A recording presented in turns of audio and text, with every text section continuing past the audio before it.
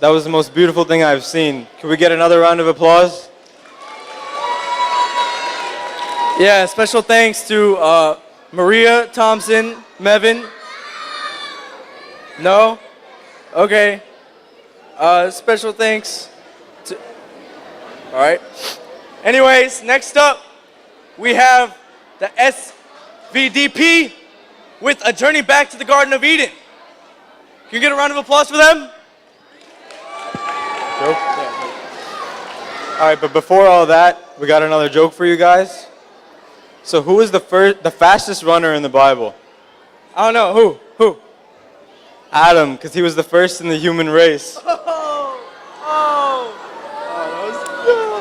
That was okay.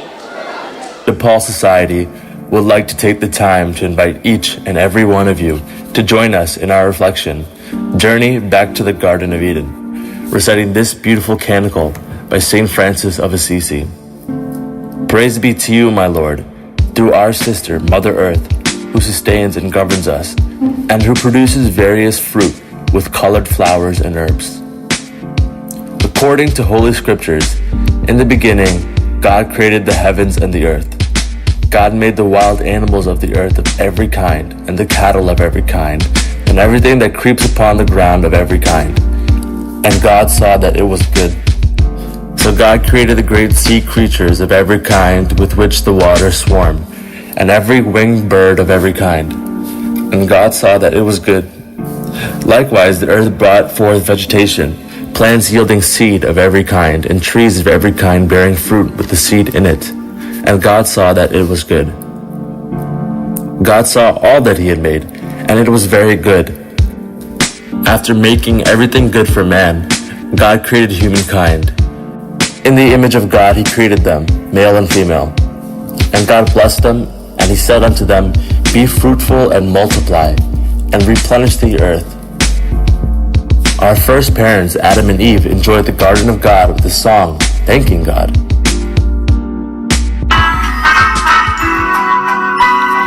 Oh, Mother Earth, the garden of God, the mountains, the valleys, and the meadows, the squirrels and the birds and the bumbling bee, the chirp of the crickets and howl of the fox, the deep blue sea and the flowing white rivers, the trees dancing to the tune of the wind in its vastness, the sun and moon stars lighting the earth.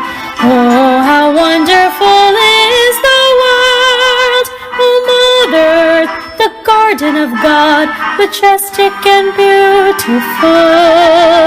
All glory proclaim to the Lord our God, who freely gives us the earth.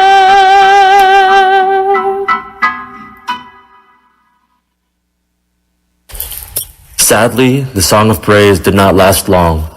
Blessed with a free will, Adam and Eve began disobeying God's will and started to depart from God's ways. Years and ages passed by. As blessed by God the Father, man multiplied and filled all the corners of the earth. Man, made in God's image and likeness, is also immensely blessed with his creativity to discover and promote human development. But engulfed by the quench of his own pleasure, he often abandoned God the Creator and the duty of stewardship for one another and for other creatures. Let us look around. We now find lustrous consumerism as a beacon of pride, and the garden of God now shows bleak images of mass destruction and wastage. The pristine rivers and oceans are now filled with plastic and other waste-polluting drinking water and killing animals and plants in it. The green meadows have been turned into a massive dumping ground. A good example is the tons of clothes we throw out sometimes even after a single use. The pristine air is filled with toxic gases. The CO2 from excessive burning of fossil fuels fills the air and heats the earth. Rising ocean temperatures and the disappearing coral reef and Arctic glaciers, thrusting the meek and destitute to even greater suffering. Many of God's creations are extinct, and some are found only in cages. Let us reflect on our own good old days of simple and happy living in harmony with nature as recent as a few decades ago. Think about the present day that has turned into a throwaway culture where almost everything is for single use. Think about the big pile of waste dumped from a party. Bags and bags of usable clothes, shoes, toys thrown out from cleaning closets. I'll read the prodigal sons and daughters that God is waiting with an open door for our return to His Garden of Eden for a life of harmony with nature. Jesus talked about the importance of reading signs of nature when He said, "In the evening, it will be fair weather if the sky is red." Can we ignore the alarming signs of nature? The barren, cracked fields and dried pipes from severe drought that plunge a whole village into famine and even to deaths. The ever-increasing monstrous hurricanes and cyclones wiping out entire towns. The epic flood causing people to climb on rooftops as in Noah's time. The ever-growing fire that engulfs a whole region. Can we ignore the dire predictions of climate change from rising greenhouse gas levels by the United Nations Panel on Climate Change, based on a vast research done by thousands of scientists from 170 countries? In the Holy Scripture, we find that God speaks through chosen people, time after time, to avert from devastating consequences. Our Holy Father, Pope Francis, released his first environmental encyclical on June 18, 2015, which emphasizes the warnings of climate change from the report by the UN Panel on Climate Change, especially global warming-related rising sea levels and likely extreme weather events.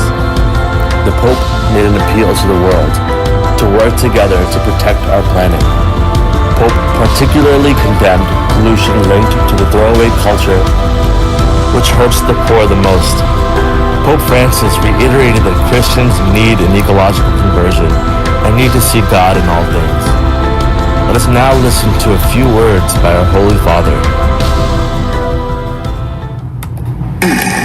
Accepting the urgency, it seems clear to me also that climate change is a problem we can no longer be left to a future generation.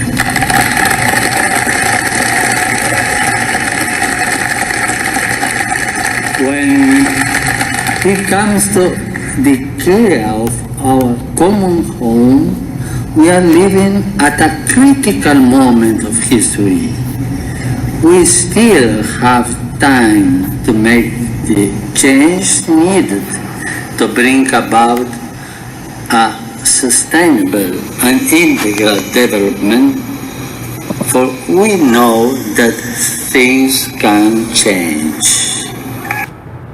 Let us start this new year with the prayer to God, the Father, to help us make the Mother Earth the garden of God again for generations to come.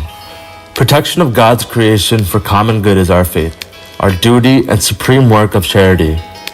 Article 7 of the Catechism of the Catholic Church teaches respect for the integrity of creation.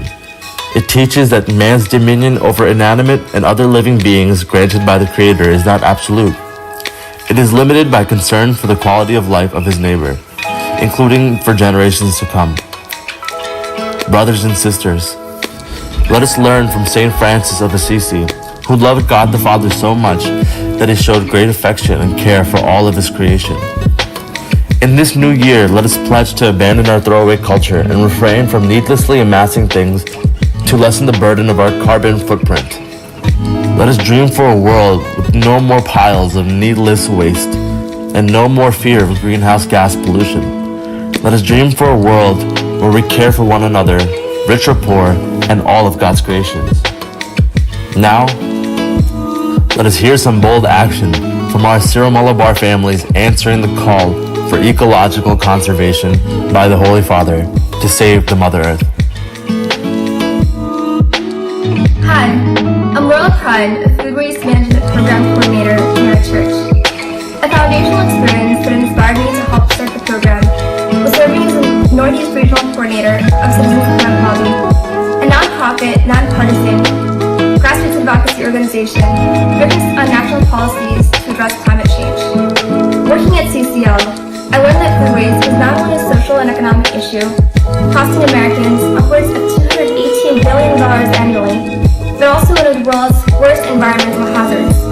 At an incredibly pivotal time to work to counteract the dire consequences of climate change. I'd always noticed food waste accumulate in the trash cans over lunch hour, with many of the little ones tossing out platefuls, and felt this was definitely something we could collectively work to improve. And so late my senior year, our CCD class worked with Smita Auntie, Jason Uncle, and Sibi Uncle to spearhead the program. It's been a tremendous success to date, and I want to thank all of you on behalf of last year's senior class for your stellar efforts in caring for our common home. Hi, my name is Sophia, and my personal connection with conservation efforts is quite small and simple. When I started college, one of the first things I noticed that was happening around me was how easy it was to buy plastic water bottles from the dining halls on campus, and I saw how many students were buying these bottles every day and how wasteful it was overall and how much all the plastic added up. So I started using a reusable water bottle that year, and I've been using one ever since, and it's a very small and simple change that I made in my life. And I don't know if it makes a difference on a large scale, but I like to think that I'm playing my little part in helping our planet. And I think it's also about focusing on the little things and the little changes that we can make in our lives. In the entire world, the US uses the second most amount of energy. And as each year passes, we end up using more and more energy. Why is this a problem? Well, our energy is produced by using fossil fuels, which is mined from the earth. This causes air and water pollution. This is becoming a problem, and we can all actually help by doing one small thing: turning off the lights when they are not in use. By doing this, we can conserve energy and probably cut down half of the energy that we would normally use. This is a way to save energy and help preserve our beautiful Mother Earth. Hello. What I am trying to say is that each of us has a great responsibility to preserve the environment. In our daily lives, we try and use reusable dishes in plastic containers. We strictly try and recycle all recyclable items, all paper goods, glass, plastic containers, bags, etc. Also composing food waste as much as possible. We use small reusable towels to clean the tables and counters so as to minimize the use of paper towels. I'm always conscious about recycling and disposing of goods in the proper way. There is a saying in Kerala, Palathulliyanu Peruvellam. So nothing is too small. Let us do our small part in the universe. It may be a Palathulli in this great, beautiful creation of God. Great to see some everyday choices to cut waste and save energy. Please remember, all of us have a role, and every action, small or big, counts to protect and preserve our Mother Earth as God created.